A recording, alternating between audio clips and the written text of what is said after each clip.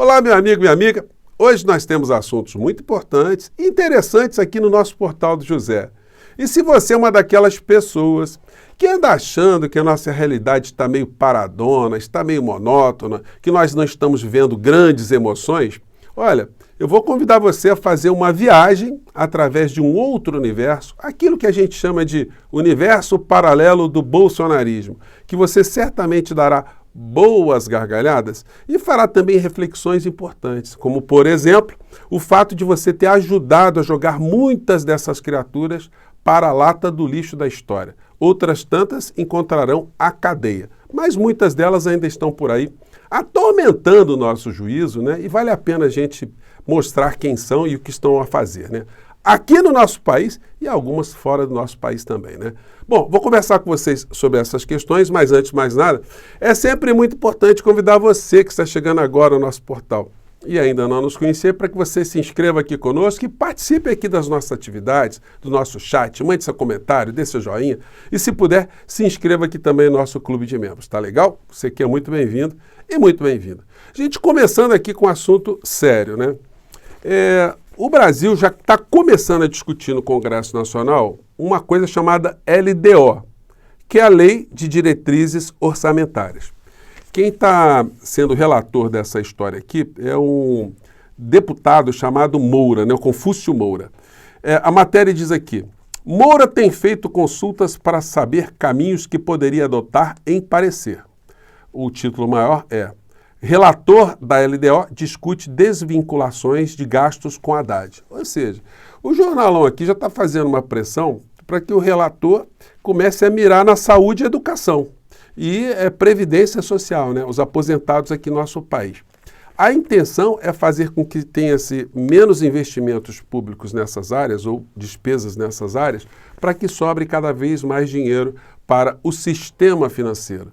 Nós temos no Congresso Nacional, ou seja, o Congresso Nacional é composto, né, com 100 deputados do PL, 100 deputados bolsonaristas e 413 que não são ali cruz na testa, como alguns gostam de classificar aqueles que são fiéis ali ao Bolsonaro, né, ou ao bolsonarismo.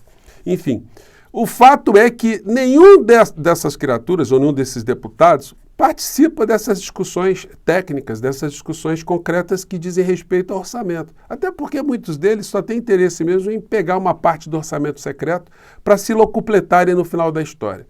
Aliás, seria uma coisa muito interessante que a Polícia Federal estabelecesse sempre uma pesquisa, né, uma investigação sobre o caminho desses recursos públicos. Certamente, quando chega lá na ponta, acaba beneficiando muitos dos parentes, muitas das pessoas que estão próximas de deputados e senadores, num processo descarado de corrupção, né? Enfim, e nós certamente teremos notícias a respeito disso que eu estou falando com vocês mais à frente, né? Porque quem nasce para fazer coisas erradas dentro do parlamento acaba deixando rastros, né? E os rastros serão descobertos. O governo Lula tem que ficar com os olhos muito abertos, porque esses esquemas aí que vão explodir certamente mais à frente, depois são creditados na conta do governo, né? Podem anotar isso que eu estou falando com vocês.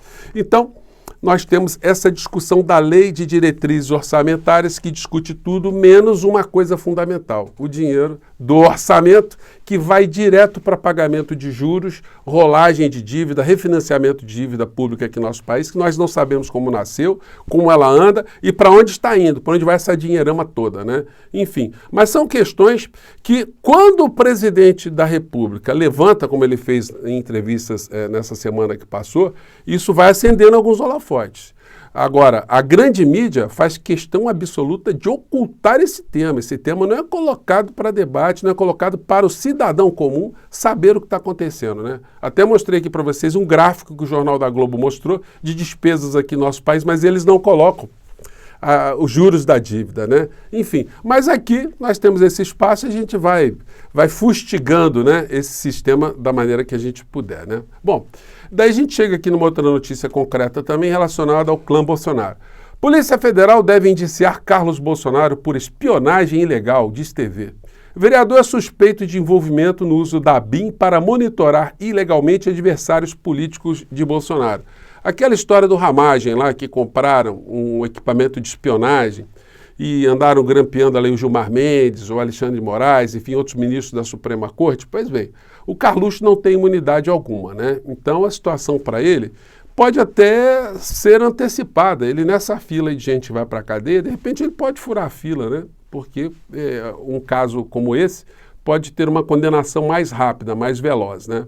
Bom, a conferir. Bom, daí a gente passa aqui para situações que já começam a entrar nesse universo paralelo que às vezes nos arrancam grandes gargalhadas, né? Comissão do Senado convida Elon Musk para audiência sobre bloqueio de perfis em redes sociais. Isso foi há mais de 2 meses atrás. O bolsonarismo estava querendo que Elon Musk viesse ao Brasil. Depois eles se contentavam com uma participação dele por uma videoconferência. E depois, por um e-mail, por um zap, um Twitter, o Elon Musk deu uma banana para essa gente, não apareceu aqui, nem vai aparecer, né?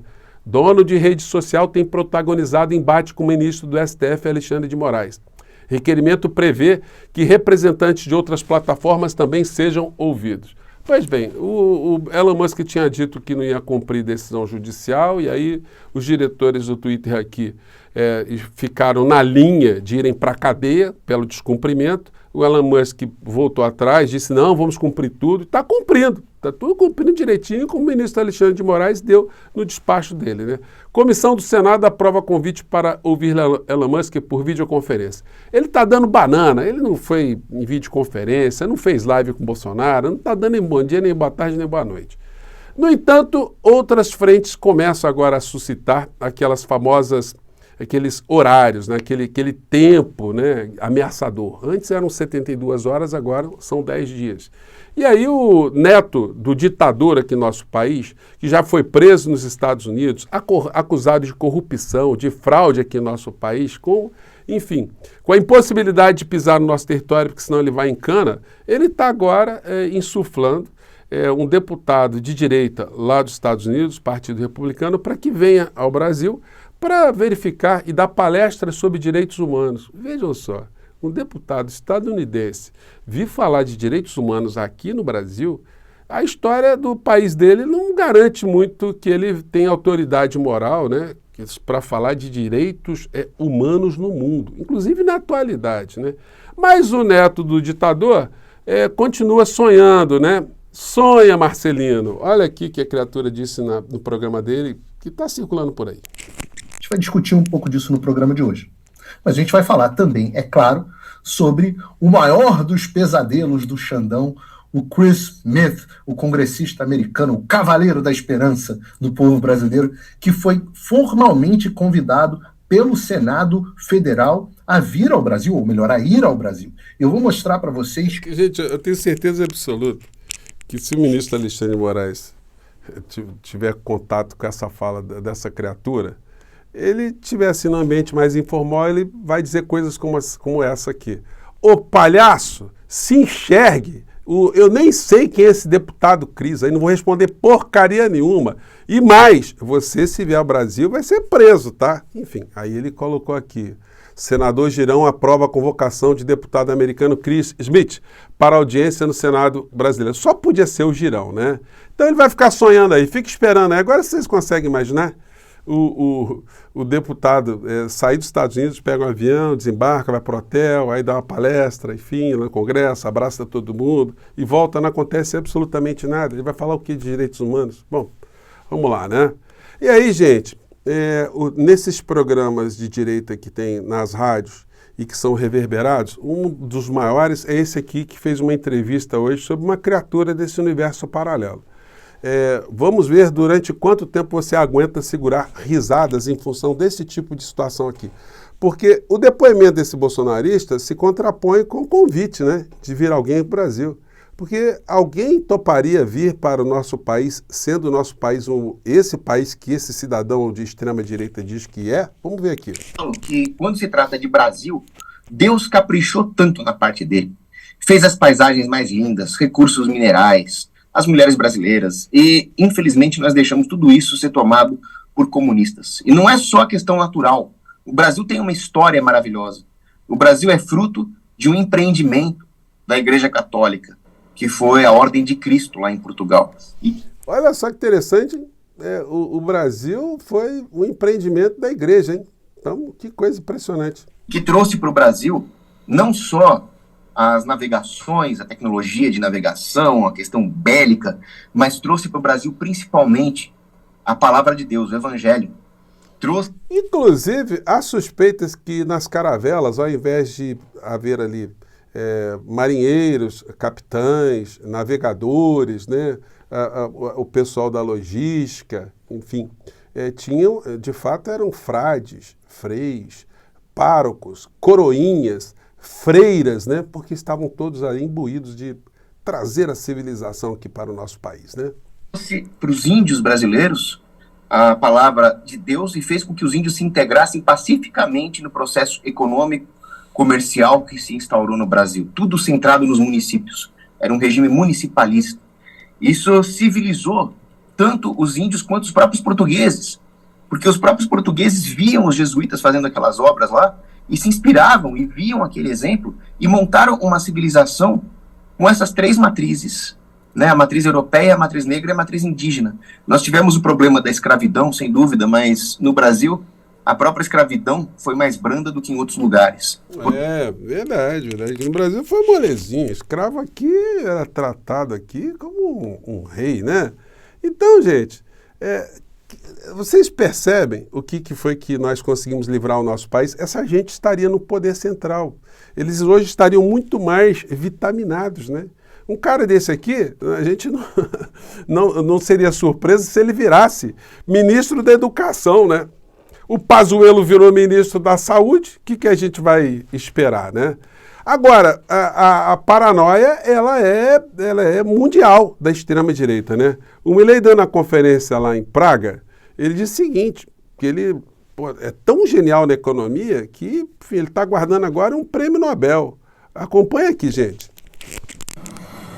Casi que le diría medulares, a punto tal que con mi jefe de asesores, el doctor Demian Reidel, estamos reescribiendo gran parte de la teoría económica para poder derivar optimalidad de Pareto. Bom, deu para entender, né, que ele está aqui desenhando uma nova teoria econômica, né?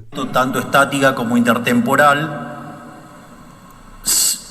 teniendo funciones de producción no convexas. Es decir, que si nos termina de salir bien, probablemente me den el Nobel de Economía junto a Demian, pero eso es parte de outra história. Então ele disse, né? Então, esse negócio aí, caminhando desse jeito, né, eu vou receber um prêmio Nobel, né, de economia, né? Então, gente, isso é para vocês verem essa doença psiquiátrica em forma de política que está espalhada em alguns lugares do mundo e que aqui no nosso país nós tivemos a pior face, né? Que foi essas aí, algumas dessas que eu mostrei para vocês no dia de hoje, mas que a gente olhando agora, né, em perspectiva, a gente tem que dar boas gargalhadas dessas criaturas e ficar muito diligentes para que eles jamais consigam qualquer espaço de poder aqui no nosso país, porque no poder, essas criaturas não são nada engraçadas. Elas são nocivas, peçonhentas e perigosas. Bom, eu fico por aqui, gente. Mais uma vez, um grande abraço. Até o nosso próximo encontro. Tchau!